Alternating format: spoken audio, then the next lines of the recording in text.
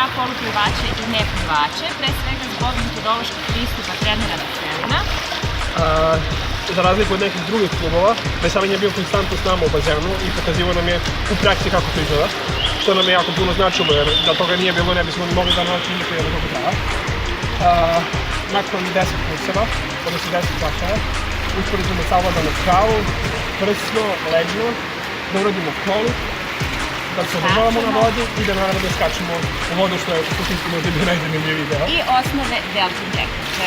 Tako je. Suštinski mi smo prezadovoljni, Veselin je super, plivački klub je fantastičan i mi ga toplo preporučujemo svima.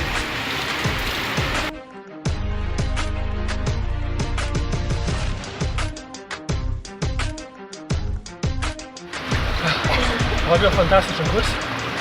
Mi smo ovdje došli, moja devojka i ja kao manje više poluplivači, ali više kao ne plivači nego kao plivači.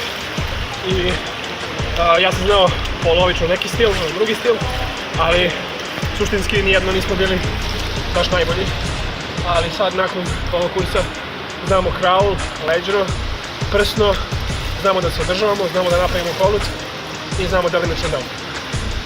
I ono što je najvažnije, malo smo podigli formu, jer na početku nismo mogli ni 2 puta da isplivamo, a sad plivamo skoro sat vremena.